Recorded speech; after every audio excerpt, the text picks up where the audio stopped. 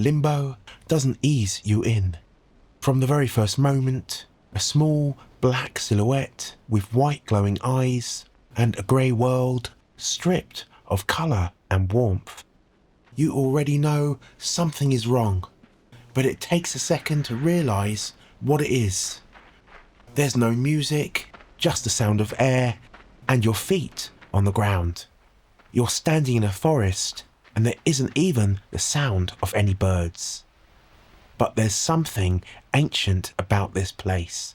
A child alone, moving towards something unknown. That's the feeling at the heart of every childhood story that ever frightened you.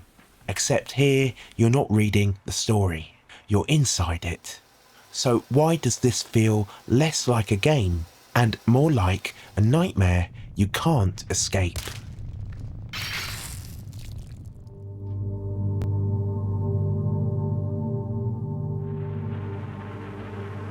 The world of Limbo has no colour.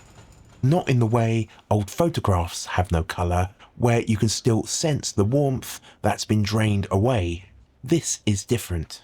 This is a world that never had any colour to begin with. The light is there, and it's eerily, beautifully present. But it only serves to show how stark this world is. And the further you move into it, the more you notice what is missing. There are no faces, no expressions, just silhouettes. Black shapes against pale backgrounds. Depth without detail.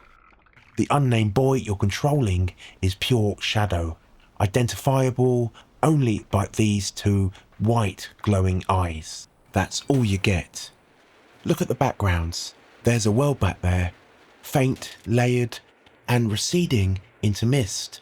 There's structures, suggestions of space, but it feels completely inaccessible. You exist only in the foreground, moving through strong film noir shadows, whilst everything else behind you dissolves into grey. And that's no accident. Arndt Jensen, Limbo's game director, drew his visual inspiration directly from film noir, that world of high contrast shadow, stark light, and figures lost in the darkness. It's there in every frame. As a photographer, I recognise what it's doing straight away. It's using a very deliberate figure-to-ground relationship. The foreground is held in sharp silhouette, everything behind it soft, distant, and unreachable. It creates a sense of isolation that no amount of darkness could achieve on its own. And then there's a spider. This creature, pulled directly from your nightmares, is enormous. A black, angular shape looming over a boy who barely reaches its leg. It follows you relentlessly, just like it would in a dream. But eventually, after crushing it with a boulder, it still comes for you, even with one leg. Until finally, facing a gap you can't cross, you notice the spider's body within reach. The game doesn't tell you what to do. It just waits while your brain quietly works it out. The monster becomes a solution. The shadowed elements in this game are rarely decorative. The nightmare is always functional. The feeling Limbo gives physical form to is this: you are small, the world is hostile, and nobody here is going to help you. If this kind of analysis is something that you value, the why behind how games look and feel, then you're in the right place. Please give us a like and subscribe, as it helps more people find this channel. Thank you very much.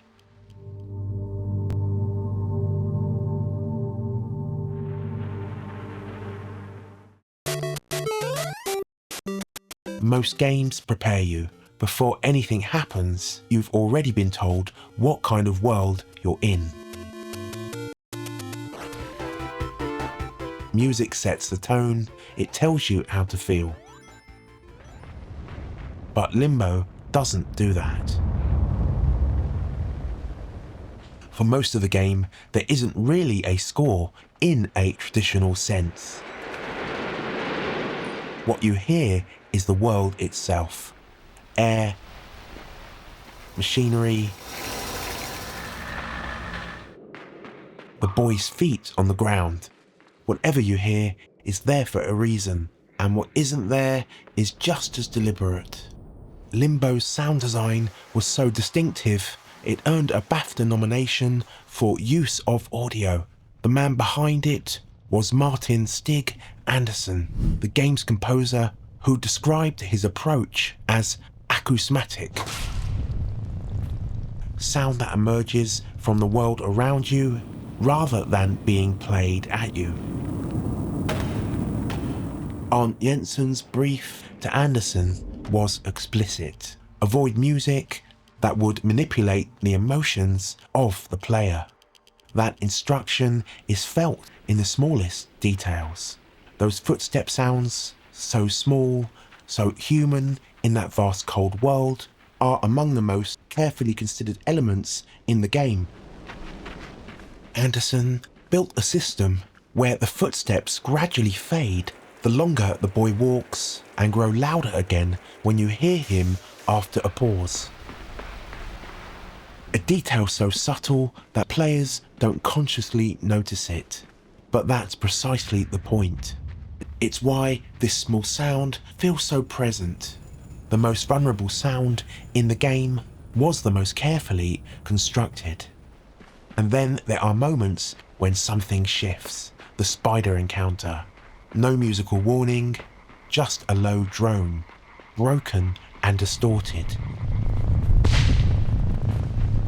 The kind of sound you might hear in a nightmare and not be able to place when you wake. But Limbo isn't completely without music.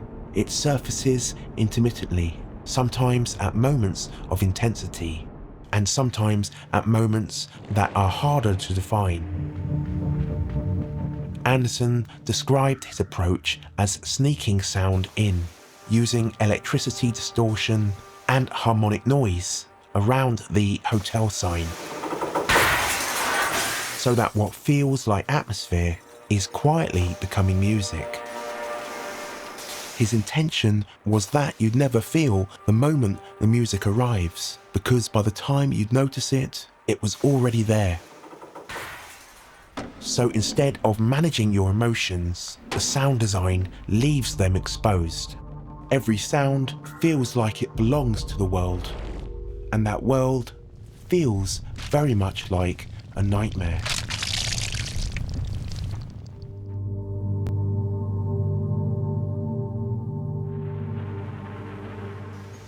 That feeling has a very specific origin, because this world is too deliberate to be accidental.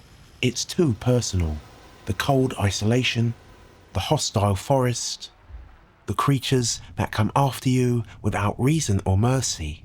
This isn't generic darkness. It came from somewhere real. Arndt Jensen began developing Limbo around 2004, working alone, drawing concept art in his own time while employed as a concept artist in a Danish game studio. He described his first sketch as a secret place, somewhere you might want to explore. But as he developed it further, that place became darker, more unsettling. Jensen grew up near a forest in Denmark. As a child, he spent wandering near streams, developing what he described as a deep fascination with small creatures and parasites. He despised them, and clearly they never left him. The spider doesn't come from a game design document. It came from his nightmares. The forest isn't set dressing, it's memory. And then there's the name itself, Limbo. It comes from the Latin word limbus, meaning edge or boundary. In medieval theology, Limbo was a place at the edge of hell. Not hell itself, but somewhere in between. A place without resolution. Jensen chose that word deliberately, not just to describe where the game takes place, but the kind of state it puts you in. Critics have connected Limbo's visual language to German expressionism, where shadows distort, where environments reflect psychological states rather than physical reality, where the world itself becomes part of the emotion. You can see that tradition very clearly in the 1955 film The Night of the Hunter, directed by Charles Lawton, an actor who only ever made this one film. It follows two children fleeing a relentless pursuer through a stark, stylized landscape. There's a sequence where they escape down a river and into the night, with silhouettes, pale light, and deep shadows, and it feels strikingly similar to Limbo. There's no direct link between them. Jensen hasn't cited it as an influence, but both draw from the same source, the fairy tale tradition of dark European storytelling, where children are small, alone, and the world offers them no protection. Jensen cited the Brothers Grimm among his key influences, saying they dared to write about death in a much heavier way than people do today. And that's what Limbo feels like. Not a horror game, not an art game, a fairy tale. The kind that doesn't start with the children safe at home.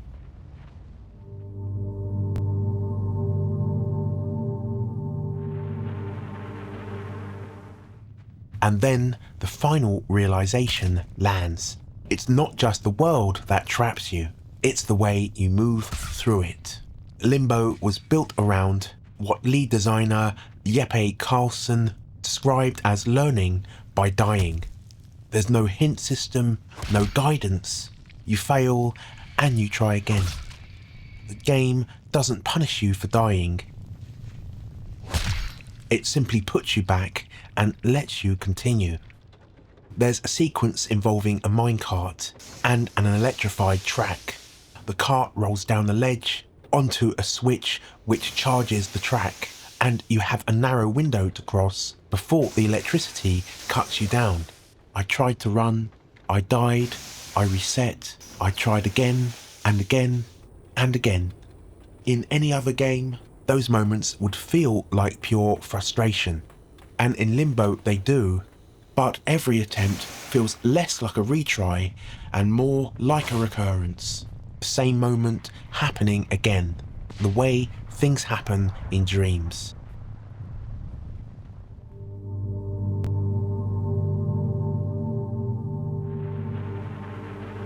So why does Limbo feel like a nightmare you can't escape?